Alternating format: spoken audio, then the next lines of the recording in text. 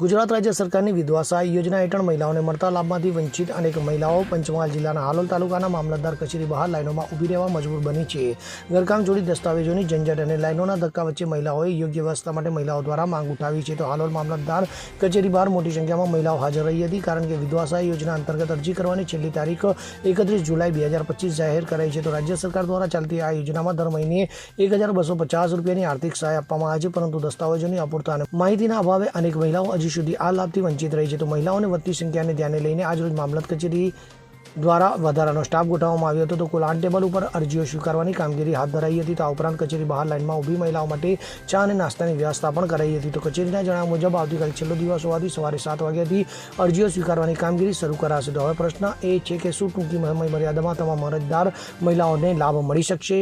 ત્યારે મહિલાઓએ માંગ ઉઠાવી છે કે અરજી કરવાની મુદ્દતમાં વધારો કરવામાં આવે, જેથી વધુને વધુ લાભાર્થીઓને આ યોજના અંતર્ગત સહાય મળી શકે.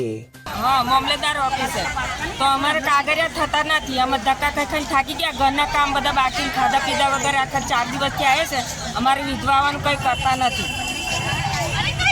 शू करवानुं अमारे कई हवे धक्का खाई अमे थाकी गया है. आटलू बधा पब्लिक में अमारे कागरिया नहीं पूछाता.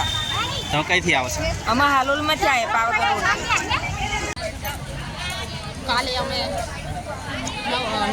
9 વાગ્યા આવેલા 230 નંબર ઉપર નામ નથી ટકે.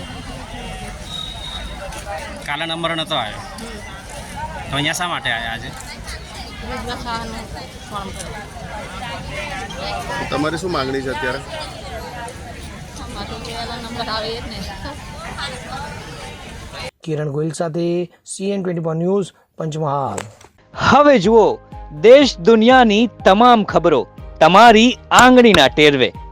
ઉઠાવો મોબાઈલ અને ગૂગલ પ્લે સ્ટોર પરથી ડાઉનલોડ કરો અમારી CN24 ન્યૂઝ મોબાઈલ એપ.